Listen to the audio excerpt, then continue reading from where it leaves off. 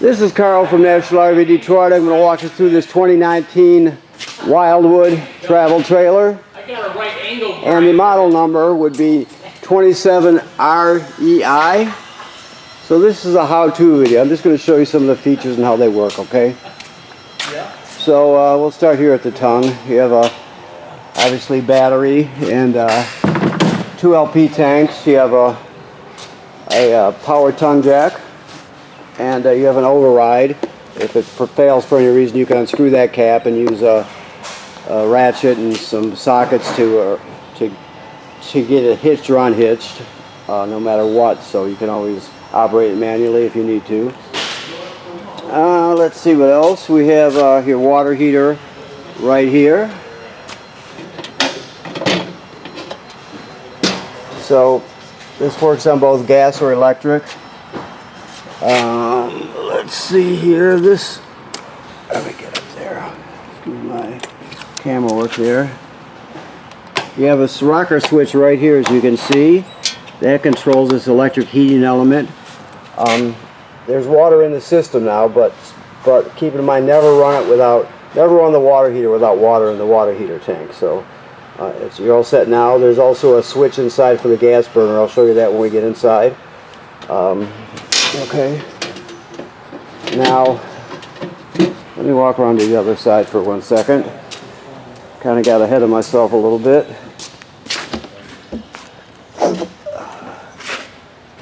Okay, here we go. So, as I look around here, there it is. Okay, so this particular crank here, as you can see, is a cylinder with a slot cut in it, okay?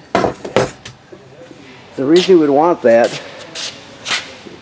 is that you have power stabilizer jacks on this trailer, but if you come around to the off-door side, you can see that there's a shaft here with a pin through it, okay? So that crank, the cylinder with a slot cut in it on the end of that crank will fit right over this shaft with a pin in it. And so you can crank these manually also. So if your power stabilizers ever were to fail, you can put the crank right on this off-door side here and you can crank it manually, okay? So you have an override for your tongue jack plus your stabilizers. So you can get yourself out of any situation. When it comes to operating the power stabilizers, one switch controls both front, the other switch controls both rear. As you can see, very simple. Okay, this is your hitch here. It's a Husky centerline weight distribution hitch with built-in sway control. We'll show you how that operates when you pick up. Okay. So as I keep moving around the trailer, there's your dump valves here, of course, gray. The gray is sink and shower, obviously, and black is toilet water and waste. The larger valve is almost always the black one. You can say it's always the black one, but there are a few exceptions. But even if the handles aren't colored, you can always tell by the size of the valve. So there you have them there. You have a 30 amp shore cord, so it's a 30 amp system. This is a service panel for your refrigerator. You don't really have to go in there except for service. But it shows us that this is a gas absorption refrigerator. It'll work on 120 AC or LP gas. Okay. That is the vent for your range hood. So if you're cooking and you want to vent to the outside, make sure there's a little latch on each side of the baffle there. Make sure you open that up so the baffle flaps freely when you're venting. If you're venting while cooking. Okay. This is your city water hookup, the most common way to get water to the trailer. Just hook it on there and you're all set. If you happen to be camping someplace that doesn't have city water, you can pre-fill your fresh water tank right here. And you can use the onboard pump to pump the water. So you can always get,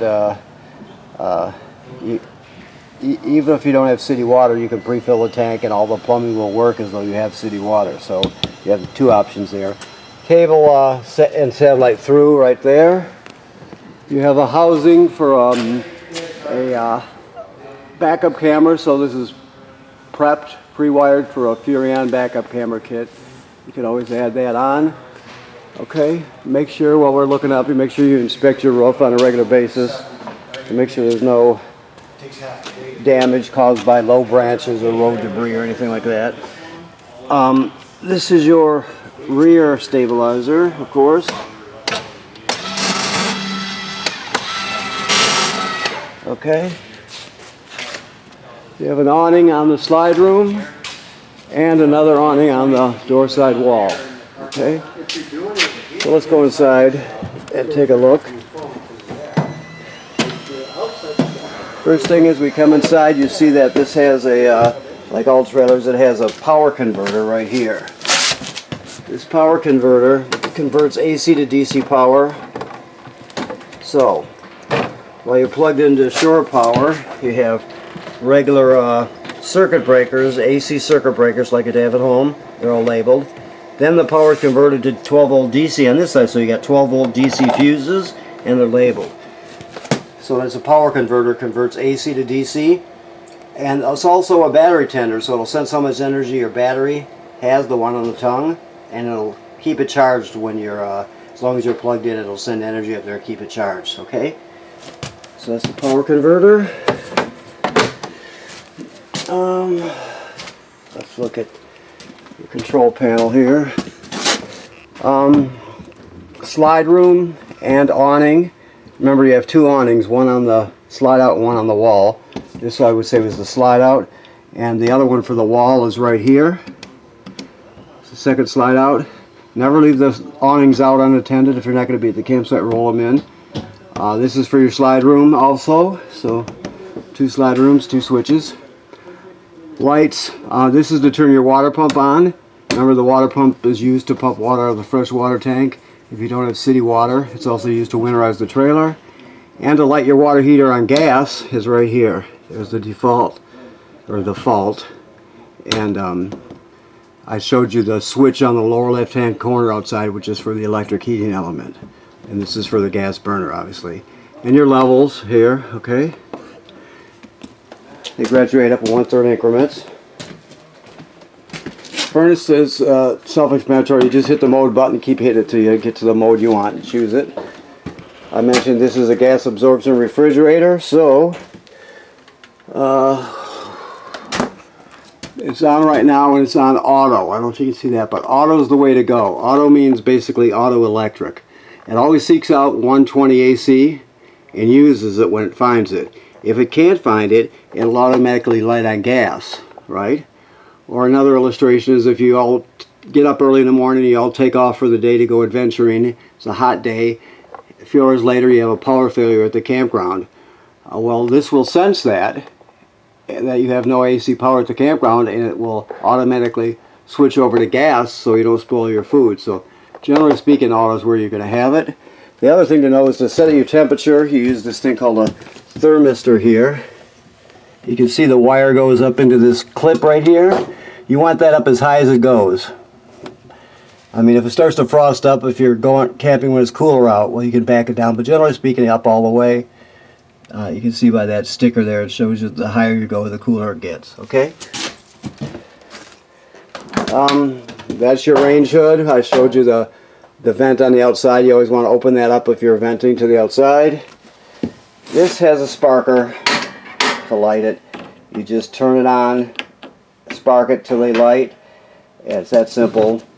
The oven has a pilot light down here. This oven, it looks like it's rarely been used, but you basically you'll light the pilot light back there, and this is the knob for it. You go to pilot light, then you depress it, and you light it down there. Once it lights, the pilot light lights. You still hold this in for another 10 or 15 seconds to heat up the thermocouple. Then you're going to go to operating temperature, of course. When you shut it off, the flame goes out, but so does the pilot light. So you have to relight the pilot light each time you use the oven. Keep that in mind. Your keys are hanging here on the faucet. Microwave works like any other microwave. You have to choose between the microwave and the fireplace. You can't run them both at the same time. So, or is that the air conditioner in the fireplace? Yikes. Well, I didn't prep this trailer, so it's going to be one of two things.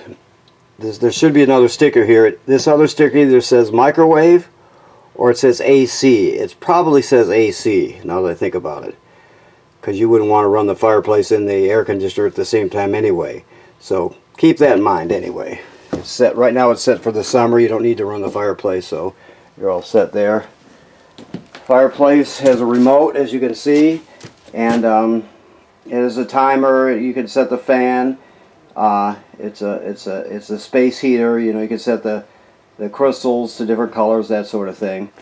When it comes to your sound, you have AM FM radio. You have USB drive on it, so you can, you know, take all your MP3s with you on a USB stick, or you can. It also has Bluetooth, so you can stream from your phone or your tablet.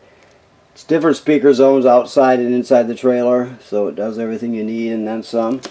Okay, TV will hang here if you have one. Looks like the people who had this trailer didn't use a TV, but it would hang right here if you had a bracket. Okay, this, let's see what we got here. This is a jackknife sofa, so jackknife's flat to turn into a bed. 2 recliners. And let me just look around a little bit, see if I walk past anything. Okay. This is your carbon monoxide LP gas detector right there. It should always be green. If it's not green, get it serviced. It just costs. It's not expensive. So if it stops working for any reason, get it replaced. Okay. It's obviously very important. Okay, so up here you have a hookup for a TV. Always you want this on. It's off now, but you push this black button, you want that on. Glowing green, that shows us the digital antenna is on. So always turn it on. You have an emergency window, which works like they all do. You just push it all the way through. Then you pull the screen out and you can escape. Okay. Another one on this side. Okay, I think that about covers it. Your antenna is right here. It doesn't go up and down, it just rotates. Alright. Okay. So I want to thank you for purchasing your trailer here at National RV Detroit. Please remember what I said about inspecting the roof. You want to take a look at it, you know, every summer. Take a look at it, make sure everything's in good shape. It's just part of owning a trailer. Also, right now this is in camping mode, so the antifreeze is purged from the system, and it's all set for camping. So you have water in the system and you're ready to go. Okay? Thank you very much.